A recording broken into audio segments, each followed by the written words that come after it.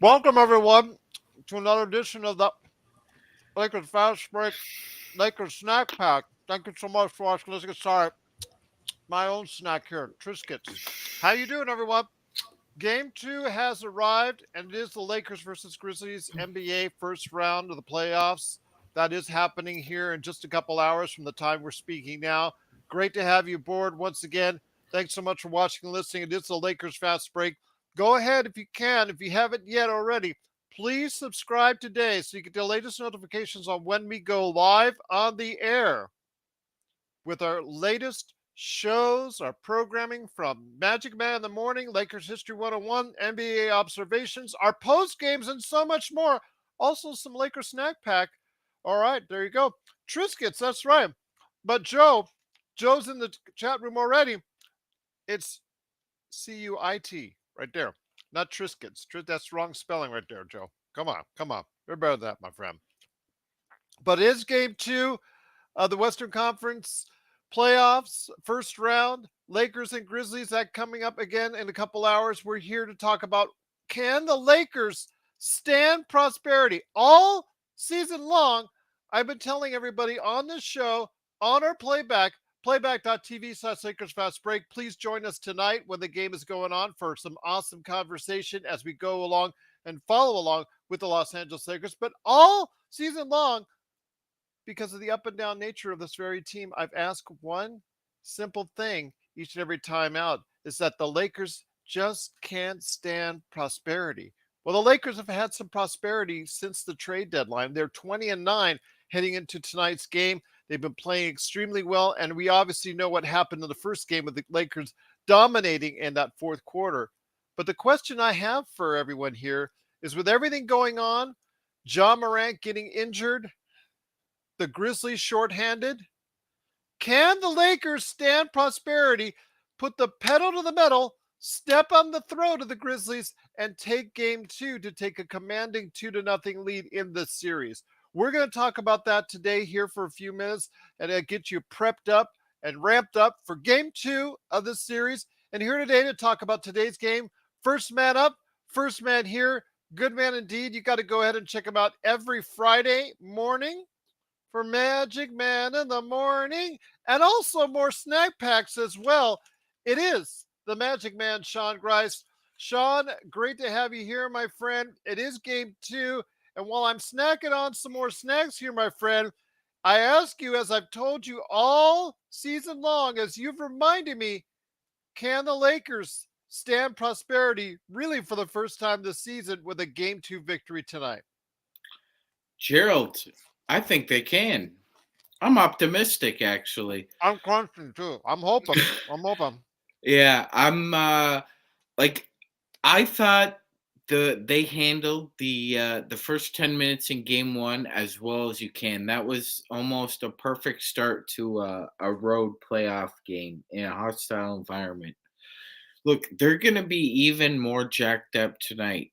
One, because they lost game one, and two, the fans are going to be put in a position where they're going to almost blow the lid off the roof because Triple J is going to receive his DPOY award, Joe. They're going to make sure that happens. So there's going to be the dog and pony show with that. They're going to try and ice out the Lakers to start, I think, just based on the pomps and circumstances. And I think that if the Lakers can withstand again the first quarter, if you have a lead or keep it within five, um, I think it bodes well. And we still don't know whether or not John Moran is going to play. His status has been upgraded to questionable at this point. Uh, so I think what you said beforehand, Gerald, is going to be true. I think he's going to try and give it a go, and if for whatever reason they can pull him early and just go with Tyus Jones to finish the rest of the game, but I think your instincts were correct, Gerald. I think Morant's going to try and give it a shot to start. I think he is. I think he is, and I think it's going to come down to it. Whether or not he can be effective. I know he tried yesterday to go ahead and shoot and dribble with the hand, with the soft tissue damage that he has currently around the hand, around the wrist area. The whole area and function is really in question right now on his shooting hand. Can he be effective or not? We'll wait and see. But also here today, talk about today's game. Again, please join us on playback.tv/Lakers Fast Break. Good man indeed. You got to go ahead and check him out as the number one Lakers blogger that's out there. It is Laker Tom, and Laker Tom got a lot of stuff going on in the background at Laker Tom House. But one thing that'll be going on in a couple hours, the All Lakers right. game that you'll be very attuned to, I'm sure. Well, I'm trying to clear the course for the Lakers game, but I've got to pick up my car from the getting the tires fixed and trying to just coordinate to make sure the timing doesn't screw up on that. This is a game that is going to be really interesting because I think it's a signal of what we're going to see for the rest of the season. If we see the team come out here and because Ja is injured or because Ja can't play, they come out here and they don't have a killer instinct and they don't come out here with a type of fire that they need to, there's a risk that they'll lose this game because Tyus Jones is an excellent point guard.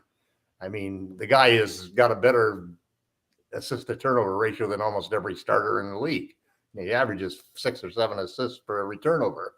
So and they've proven they can win with him as the point guard.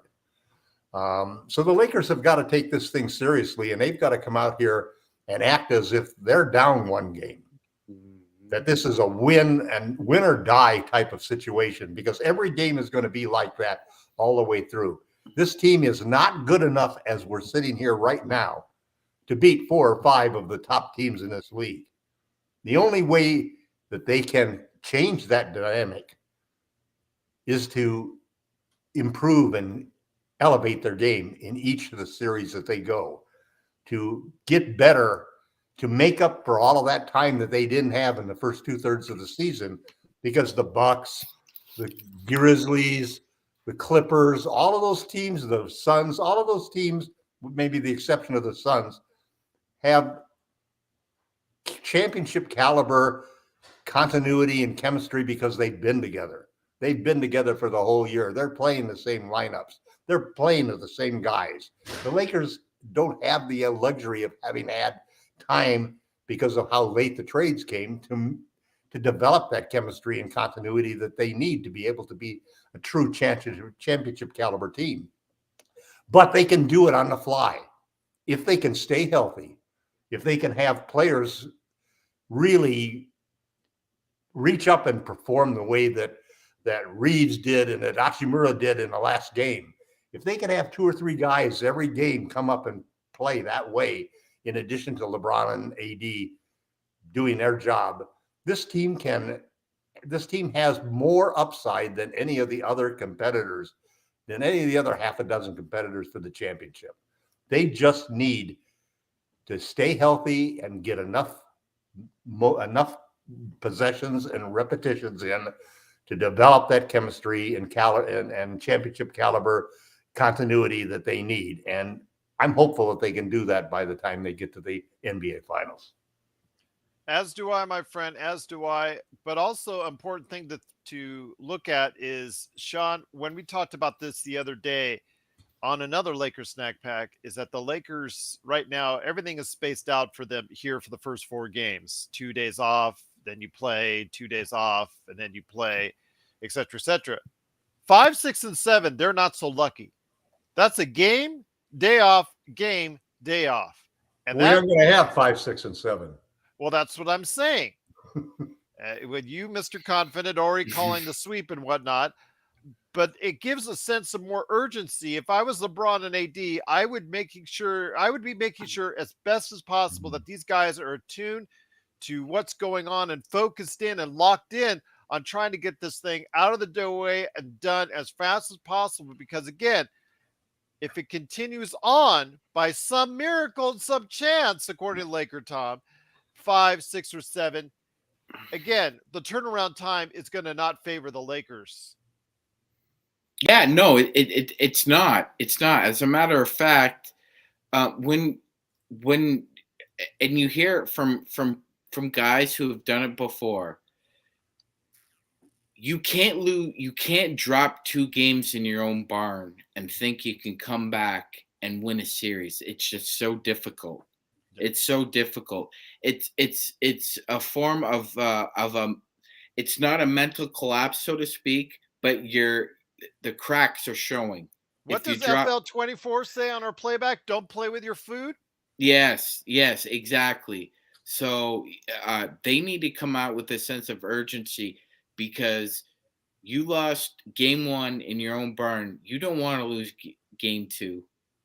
And we've seen this act before as well historically. Um, we beat Phoenix twice in their own barn, got a little overconfident. They came back, beat us twice, and the story goes. But I don't think it'll happen this time, Gerald. I think they're finely tuned to what's going on. And again, I think that tonight is going to be about the dog and pony show at the beginning of the game to ice the Lakers and try and just get them off their game. Try and do anything possible to try and limit their focus and drift. And it's important they don't drift. They didn't drift in game 1 at all, Gerald. Yeah, Memphis is a really good team, and we made a run and they made a run, but it didn't seem like the defense drifted. A couple lapses, sure, that was happening, but they can't drift again because when they start to drift, we know what happens. It becomes a snowball. Well, we'll see what happens again later today. Great thoughts already from Magic Man and also Laker Tom. And also here today, good man indeed. He's such a tremendous part of our playback.tv/Lakers Fast Break coverage. It is Laker Nick. Laker Nick, great to have you here, my friend. Your thoughts when it comes to what's going on with today's game. What do the Lakers need to prepare themselves for in order to go ahead and get the victory tonight, my friend? Hey, Gerald. Hey, Sean and Tom. It's great to be here and great to hear your thoughts. Gerald, the way that I'm thinking about this is that if I'm the Grizzlies and I want to beat the Lakers in probably the most direct way possible, I think I'm going to be focusing on foul trouble. And I think that, AD needs to be very, very careful, especially in the first quarter. I think that the Grizzlies are going to try to attack him. I think they're going to be banking on AD picking up 3, maybe possibly 4 fouls in the first half. And I think that's going to be critical for us to be sure that, we protect ourselves because without AD, I don't think we have an effective defender against Triple J. As long as we can try to slow him down, Nick, even a little bit, I think, especially with the fact that a lot of the offense will be directed towards him with Ja Morant injured at this point in time to see, how effective Ja Morant will be in this game if he does play today. We'll find out here. Please, if you want updates, go ahead and follow us on Twitter at Lakers Fast Break. I will be updating everyone on the status of everyone leading into today's game 2 of the Western Conference playoffs right there for you. First round between the Lakers and Grizzlies. And Laker Tom, I head it back to you, my friend. When it comes to what you're seeing with Triple J, again, it's very similar in the fact that the Lakers, I think Nick is right. Laker Nick is right. Whoever gets in foul trouble will be in the most peril as far as between the big men because both teams do not have adequate backups at this point in time. I almost differ with that analysis. Okay, who backs up? Well, Besides I don't think besides that, the Rui, no, besides the there's Rui definitely LeBron thing. no, there's definitely a problem with the Grizzlies injuries really reducing their front court depth. But the Lakers really need to get Mo Bamba into the game because Bamba can be the rim protector that can give a lot of trouble to, and definitely he's Triple J is going to score with ease against LeBron. He's going to score with ease against Wenyan. He's going to score with ease against Rui. You need somebody who's got a lot more length and a lot more height and size and weight to defend him, and who's also got 5 fouls to use to defend him. Okay, I'll Right? give you the 5 fouls, but he But doesn't move. The guy does not move as well as Triple J. it doesn't matter. It doesn't matter. He's going to guard him. He's going to guard him on the perimeter. He's going to give him a huge amount of room, and he's going to have him. He's going to have him shoot.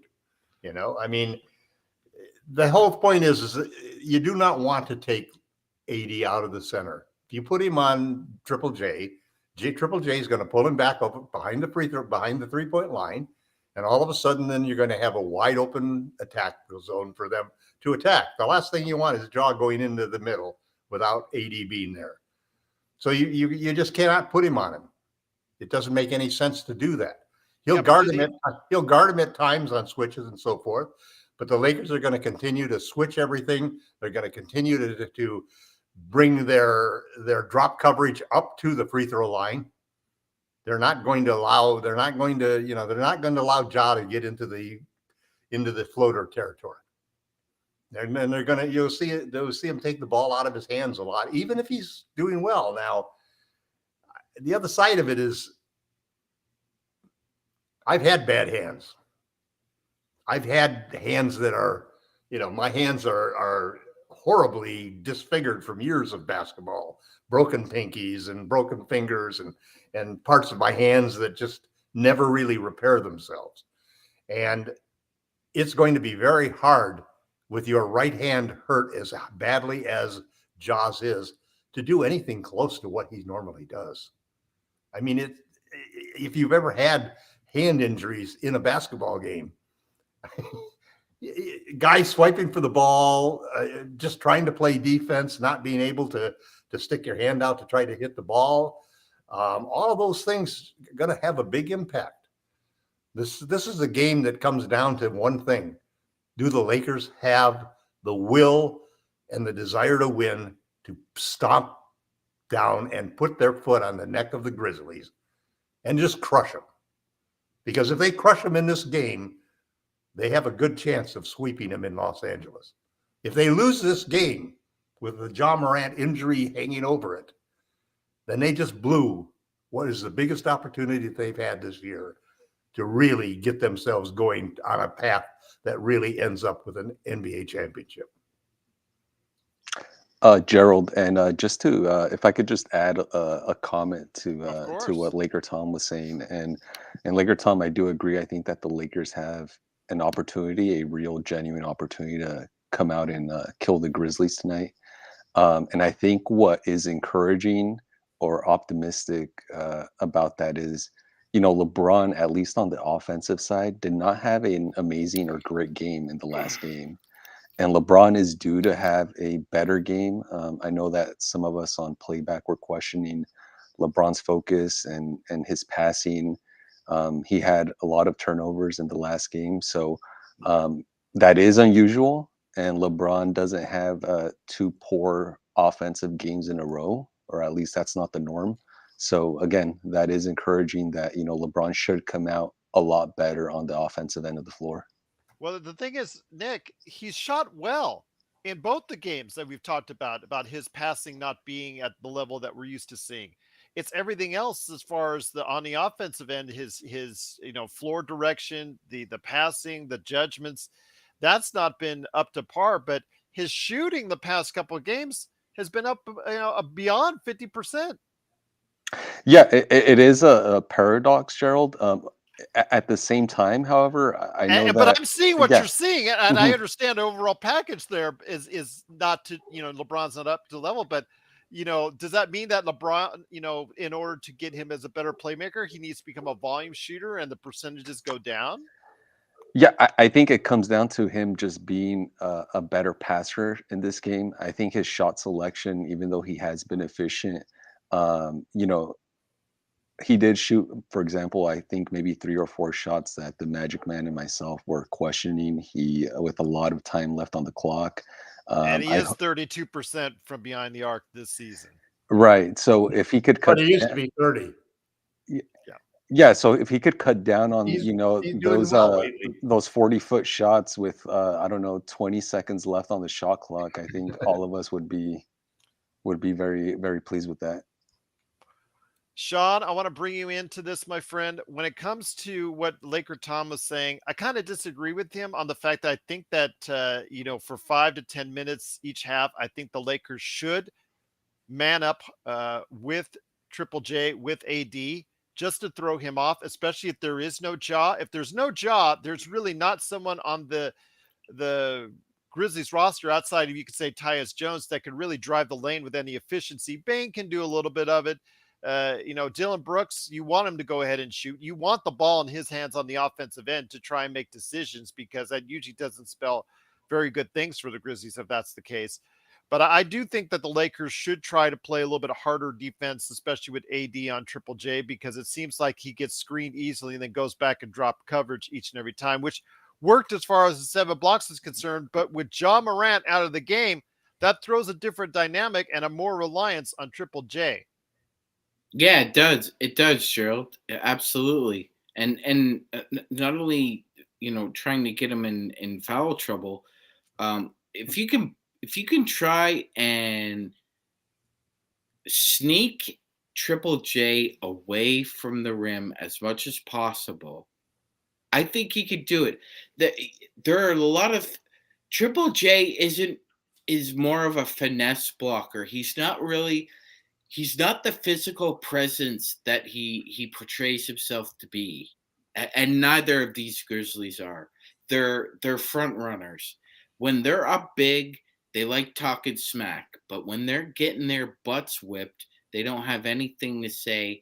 Triple J is a very finesse laden player. Doesn't have the ferocity or the intensity of a KG, even though he thinks he does. So I think you can trick him or bind him from pick and rolls into moving away from the rim. And when he's on an island, he's just not a defensive player of the year. I'm sorry, he's just not. When he's on an island, you can get around him. I think Well, we saw that with Rui. Yeah. Yes. So I think Rui, and like you said, Gerald, LeBron physically, what are you doing? You got to be able to handle Triple J if you're going to check him, because this was the second game in a row where Triple J went in the post and he kind of had his way with LeBron. So if they're going to go back to that, I would just front him, because I don't respect Triple J's game out like in the mid post outside of about 6 feet. He's a great 3-point shooter, and he's a great finisher at the rim, like a lob runner. But I don't respect his mid range, so I would expect them trying to take his sweet spots away, Gerald. You have to. I think he's able to beat LeBron down low because he's got height and length on him. Mm-hmm. And so he's shooting a flat-footed hook shot over him. And if Ja's not in the game or Ja's not effective, you simply just double JJJ, because he's not a great passer. And that'll fluster him, and he's going to throw the ball away. We'll get turnovers. We'll ignite the offense. And in fact, if you looked at the end of the game, one of the sort of secret weapons that the Lakers will have in this series is that the Grizzlies are not a good team handling the ball under pressure. And we saw at the end of the game in that 15-0 run that we just were able to just totally destroy them. And I think that there are points in the game when I think we could press them and actually get some defensive stops and some turnovers and some fast breaks as a result of it. But JJJ, you're right in a sense, Sean, that he's not the defender that AD is, who can switch off and guard a guard. He can't do that. He has his advantages inside, and he's got a good outside shot. So you don't want to let him draw AD out there. AD is going to go out to the free throw line just because of Ja Morant. And I think that's an adjustment that we really needed to do. That was sort of the major adjustment to the drop coverage that we use to protect the rim during the regular season. That's a good point, Tom, because expand it to the yeah. free throw line for the playoffs, because you let them. You want to take a floater at the free throw line, Job? Take it. But we're not going to let you take a floater from 5 feet in front of the basket. That's just too easy. Yeah, no, and I mean that it's looking at the counterpoint as well, Tom. That's so true. I mean, if you were able to pull AD away from the rim, I'm sure Taylor Jenkins would lick his chops at some of the pick and rolls they could run and the easy shots they could create off that. So well made point, Tom. It's going to be an interesting game, because this is really going to come down to a game of will. The Grizzlies survived this season because they're a gritty team. They know how to get down and fight and win those close games. They're a team that's used to winning the points in the paint, winning the free throw line, just like the Lakers. And so they're in many ways a similar matchup to us. They're not a great outside shooting team, but they've learned to dominate the paint and dominate the free throw lines. And so a lot of it is going to depend on what happens with that.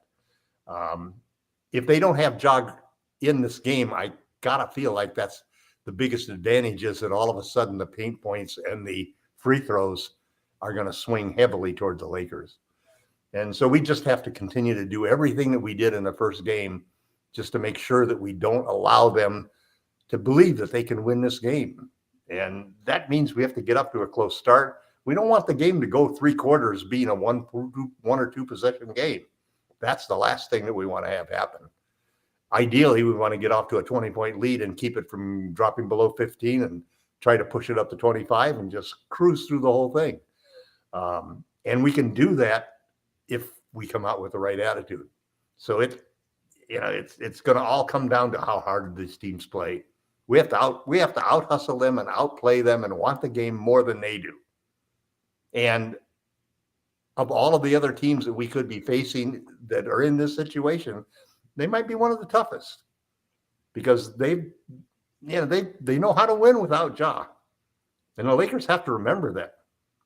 Let me get Laker Nick back in here. Laker Nick, Hot Dogs for Dogs mentioned earlier, and thank you so much, Hot Dogs for Dogs. Hopefully you've subscribed so you get the latest notifications on when we go live on the air each and every time with the Lakers Fast Break Show.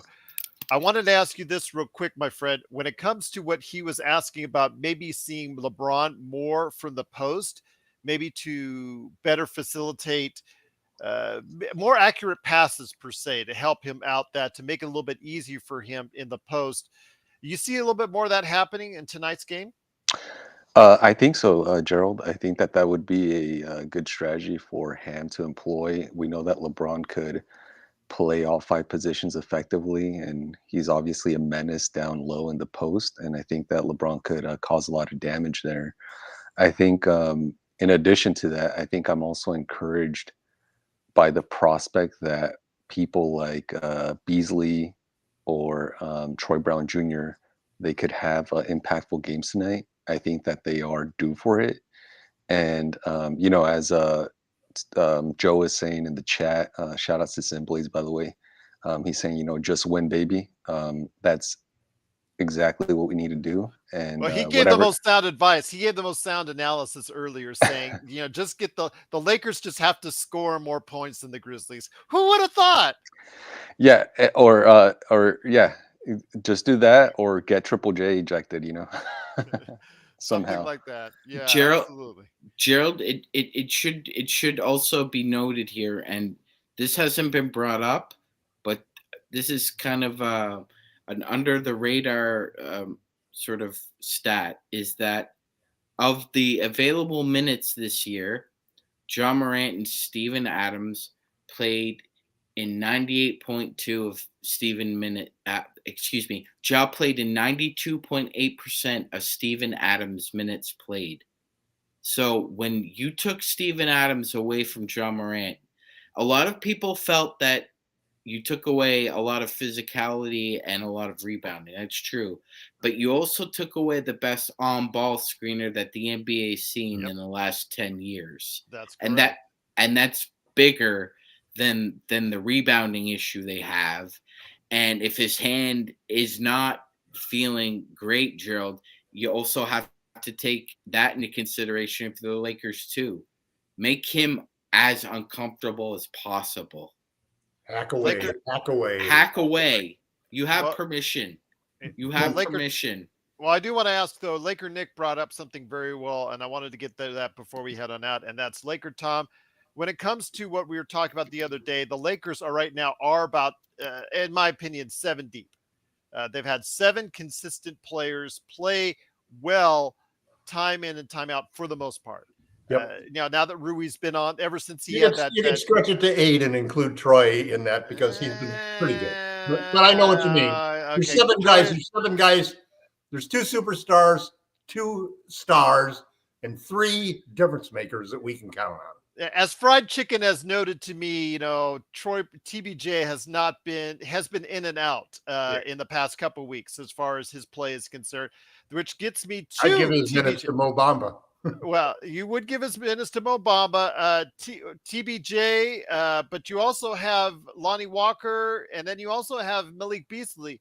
One of those 4 guys, I think needs to step up because you're not going to get 29 points from Rui each and every time. If you're counting on 29 points from Rui, despite what Desmond Bain says, I think that's wrong. I'm asking more for 15. Count on 15 points from Rui. Yeah, that's what I said. That's what I said yesterday. 15. You get 15 from Schroeder, but from that bench, you need a little bit more production outside of those 2. Who are you expecting today to go ahead and step up and give them a little bit more than they did in game 1? I think Schroeder's going to have a big game. I think he's also a big point defensively and for a guy who knows how to hack him real well, Schroeder's going to have his karate chops ready to go. But I think that we have to also build. We can't win with a 7-man rotation. You need an 8.5-man rotation in the playoffs. So we have 2 guys who provide 2 things that are really critical for this team. One is a shooter that everybody is afraid of and is going to make sure that they have somebody covering him all the time. That's Malik Beasley. He's got to get minutes, and he's starting to shoot better.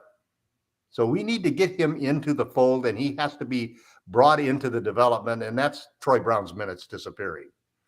And then the other one is Mo Bamba, because he is a good shot blocker. He's an excellent shot blocker. He's an excellent rebounder, and he can shoot the 3. He's played well for the times that he's been in the lineup. The injury really set him back, but he's a key component. I almost expect the Lakers to very possibly look for a center with the 17th pick this year. I like. There's several guys out there I like. There's a kid from Duke that I like, and there's this kid Adam Bona from UCLA who I think could be terrific. And he might be a late first round or a second round pick. He's been projected right now as a second rounder. So you're talking about Derek Lively Jr., who's projected to be a late first rounder. Yeah. But this is a position that we need to cover in the playoffs, because when AD is out of the game, we don't have anybody to protect the rim. LeBron's not going to protect the rim. Do you think Mo Bamba can give us some Alex Len minutes, who's providing some great minutes for them? I think that's exactly what I would look for from him. The other side of it is that Beasley, if we're going to do something to upgrade the team, we need to first find out what we really have with Beasley and what we really have with Bamba, because that's $25 million worth of annual salary that could be traded, could be used to bring in cheaper versions of those, which is probably likely if we spend money bringing back everybody. But we have a playoff situation where we need to get better to be the champions. And there's one way we can get better is we can fill 2 holes that we've got in our offense and our defense. We need a volume 3-point shooter on offense, and we need a rim protector when AD is on the bench on defense. We have 2 players that we've invested and are paying $25 million a year right now. We cannot waste those players.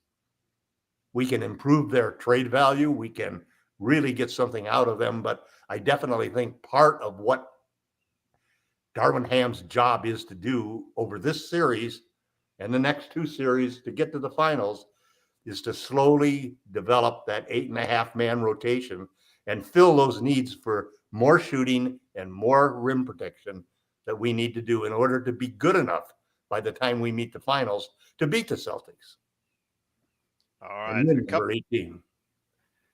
Exactly. Well, you know what? Boston's low key killing the Atlanta Hawks right now, which isn't good for us because that means that they're on their way already to the second round. But a couple questions left for Sean and Laker Nick. Sean, I'm going to start with you first, my friend, and then Laker Tom gets to close everything out with an update on what's going on with Lakerholics.com.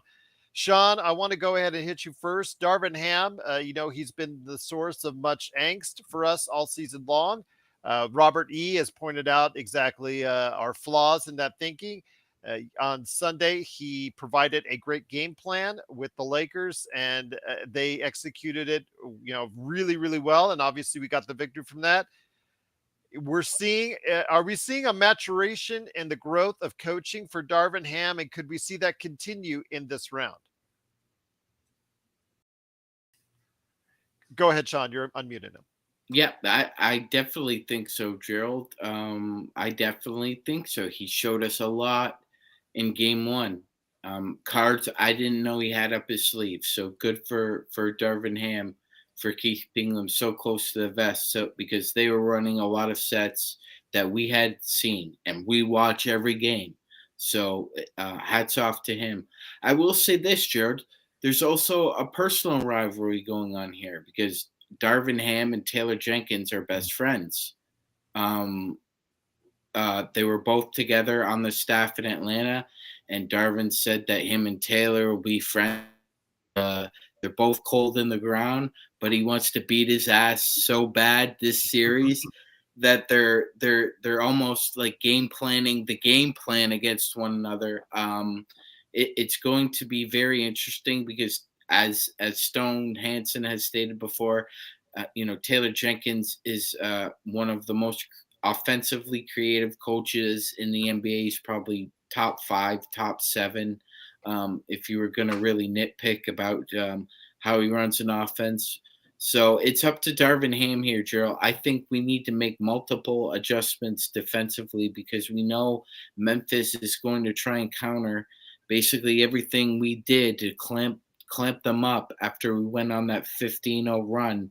They don't want egg on their face again at the end of the fourth. So it's going to be very interesting, man. Very interesting. I have hope for Coach Ham for game 2 and his adjustments with against his best friend.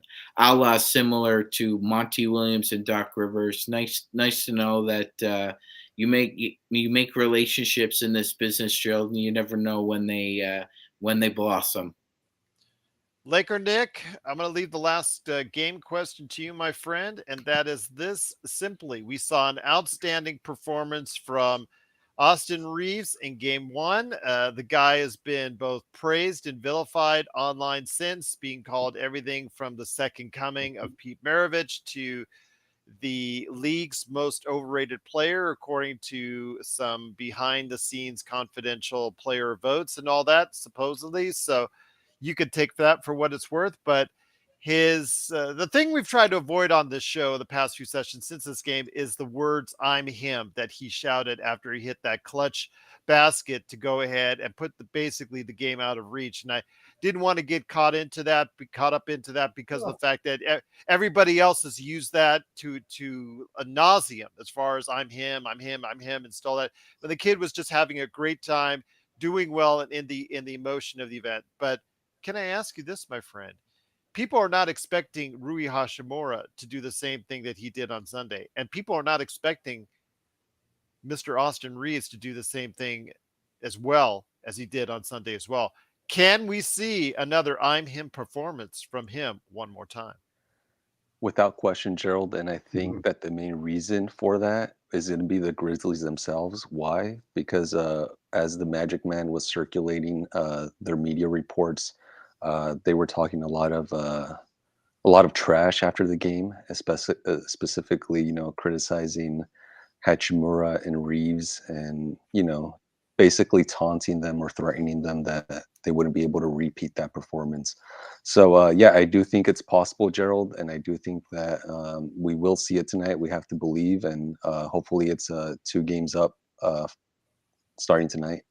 Absolutely. I think we're all hoping for that. I think there's a very realistic possibility of that happening. I think if the Lakers are focused and know what they need to get done, and the things like that can happen. That can certainly happen as far as the 2-0 lead leaving Memphis, heading back to LA, hopefully to finish off the series after that. And what Laker Tom would enjoy would be getting out the brooms here at the Lakers Fast Break. But I'm not going to get ahead of myself. I'm not going to take anything for granted. As Sean always says, wounded animal. You know what happens with that. They're the most dangerous. So we'll Be like see. Jamie. Jamie likes to wait until after the award ceremony, then he can be positive about the team. Well, I'm just going to say they're playing great right now, and I'm hoping it can continue tonight. And this team, which has not been able to stand prosperity all year long, is finally looking like they may. So, Laker Tom, I leave it off with you, my friend, as why people should check out Lakerholics.com. I know you've got a great new article up. I know Jamie Sweet, like you said, has also some great things up on 5 Things as well. Your thoughts from Lakerholics before we head on out. We've had some great conversations on Lakerholics recently, and a lot of it has been sort of looking realistically at how good could the Lakers be, and almost everybody is focused on how they come out mentally, because that's the big question, is and you have to remember that when you play in an 82 game regular season, man, those 82 games, there's so many games.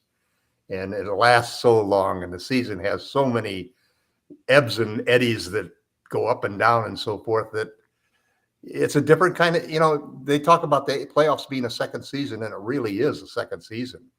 And the parity that we had this year because of the changes in the rules and so forth, and the changing of the guard and the players, we've never seen parity like this. I mean, there really are 6 teams that could easily win a championship. And there's those 6 teams are sitting in a tier that looks pretty even to me, if you consider the Lakers' performance since the last 2 months and compare it to the way these other teams have done. I think the biggest single thing that gives me a lot of confidence in the Lakers is how they played in game 1. And mostly importantly, the adjustments that the coaching staff made in the defense. Everybody expected John Morant to come in and demolish the Lakers like he had in the last game he played against them, when he scored like 28 points in the third quarter or some absurd number. And yet the Lakers made the right adjustments. They changed their drop coverage so that Davis would be involved in every play when Ja came down into the key.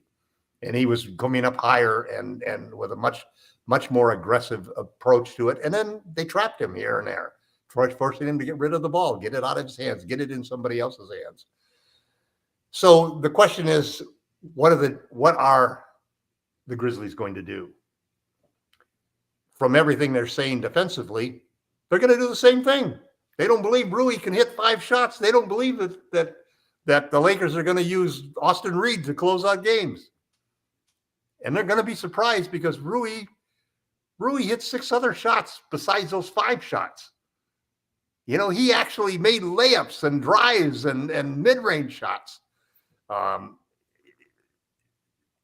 The number of shots he gets will be the number of shots is increasing in every game that we play, and his minutes are increasing in every game he play, because we can see how much impact he's having. And we've demanded that he play defense, and he's playing awfully good defense now too. I mean, he's not a fast, quick guy. He's not a quick twitch guy. So guys are going to go by him sometimes. They're going to jump quicker than he does sometimes. But he's made some good blocks in critical games, and his defense is improving. He's going to be hard to keep out of the starting lineup. The only way you're going to keep him out of the starting lineup probably is not with Vando. It's probably by being able to go out there and trade Bamba and Beasley for OG Anunoby or something like that. I mean, that's the only way we're going to prevent him from getting in that starting lineup. So that the team is making adjustments. We made the great adjustments in game 1. The great adjustments that dominated the defense. And if we can make the right adjustments now, because I don't think there's going to be big adjustments by the Grizzlies. I I think they believe in their game plan, and if Ja can play, I think they're going to go after it the same way. And they're just going to say, "See, we proved we believe in what we're doing. We're going to prove it and do it." And if they do, that's playing right into the Lakers' hands. Because, there's an interesting when I posted the most recent quotes from Charles Barkley. And if you've ever seen a turnaround that was something like I've never seen, this is the guy who a couple of days ago said the Lakers aren't going to get anywhere. They're not going to make it out of the play-in tournament. They're not going to get into the playoffs. And in this one, he's saying, I don't know where the hell the Lakers got these guys. Where do they get Rui? Where do they get Vandal? Where do they get? And he ended by saying, the Lakers really have actually legitimate NBA players now. And he's complaining about the easy route that they have to the playoffs, to the championship. In just 2 days. He's one of those guys who doesn't even watch a goddamn game ever, hardly. I don't think he watches any of those games. Unless it's on his network that he's at a game that he's doing. Because he obviously seen the Lakers at all and had no idea what kind of players they had. He didn't even know how they got him. I mean, we knew from the start he didn't even know who Rui was. So the rest of the world is waking up now. The rest of the world is finally acknowledging that, hey, the Lakers aren't some pipe dream. The Lakers are for real. And whoever's got to play them in these finals are going to be in serious trouble. And I object to the slanderous and undignified nickname that Austin Reeves has acquired as the Great White Dope. He's see, what are you going to do if you're the Grizzlies? Because one of the reasons why I call him Country Matrix is because he can do everything really well. There are rough edges to his game. It's not all smooth. He doesn't do everything smoothly, but everything he does very well. And he makes simple plays, Gerald. That's why nobody on this panel and that behind the back pass, yeah, and lane, intelligent Laker fans would ever compare him to Manu Ginobili, but we said he's Manu Ginobili light. There's a lot of similarities there. Who do you compare him to, Sean? That's basically who I compare him to. I think he's 75% of a Manu Ginobili. He doesn't have Manu's cat-like quickness going east to west. Mm-hmm. Not the adept shooter right now that Manu ever was, but they're close, man. Tom, Austin Reeves averages less than 13 field goal attempts a game, and he shoots over almost 90%. He should have the ball in his hands more. I think he's that nickname in particular is very absurd because he has been one of the most efficient players, not just guards, players. The only other guard who had a greater true shooting percentage than Austin Reeves this year, up until about 75% of the season was done, was Steph Curry. So what are you talking about? Get out of my face with that garbage that's coming out of your mouth. Well, he's got some great nicknames, though. I mean, when you think about it, Hillbilly Kobe is not that far off, man. I went back and last week I went back and I looked at 2 or 3 videos of his games at Oklahoma, and my God, this guy is incredible. He's doing the exact same thing now that he was doing then. I mean, I don't even know who he was playing with at Oklahoma, but he's playing with LeBron and AD right now, and he's doing that. I don't understand. His idol is Dan Marley. That's who he is. Yeah. That's a hell of a matchup there. Dan Marley was a great basketball player. The Gordon Hayward matchups. He's not 6'7" like Hayward is, but he's got that rounded skill. But you're absolutely right. I wouldn't count on Rui making 5 threes, but I don't have a doubt that Austin can make 9 straight points in the fourth quarter again. Yeah, he's just so smart out there. He makes just the simplest play. I don't know if you're the Grizzlies, how do you stop that? You're going to have to live with it. That's something you're going to have to live with. But look at what makes it work. who's he running the pick and roll with every time? Yeah, Anthony. exactly. Yeah, Anthony Davis. I mean, exactly. so when he comes, and they started off with a stagger double pick, So the first guy picks and goes to the corner. The second guy picks is AD, who rolls to the rim, and Austin basically ends up putting his defender in jail. He's got him on his butt, and he's sitting there ready to take a floater. And like all of Budenholzer's coaches, they all run the drop coverage. None of them do anything but the drop coverage. So you got a little floater there, and we got a whole bunch of guys that love floaters. And then on top of that, then you go and you put Rui on the wing, as he drives right, and then Rui's sitting there on the wing ready to make where he made 5 threes. Or you put Beasley in that spot, or you put D'Lo in that spot. And you got another guy in the other corner that we've seen several times that Austin can make that drive and still make a wraparound pass to the left-hand corner. He knows all of the moves off of that drive, and he gets his guy in jail. He's 6'5", and he knows how to. The minute he gets that little touch, it's that little fling, and boom, he gets that shot off. This is for real, man. I want to go ahead and before we head on out, update everyone. As of our last few minutes, it's been reported that by Coach Taylor Jenkins that John Morant is feeling a little bit better. They're going to run some more tests, and it's going to be a game time decision, but I think it's leaning more yes than no at this point. Nick, any last thoughts before we head on out? Nick, you there?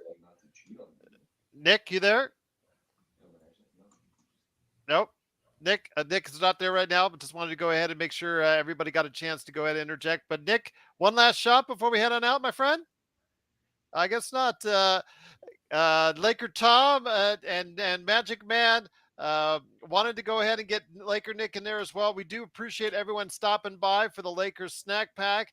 Cannot thank you enough for being a part of what we're doing today.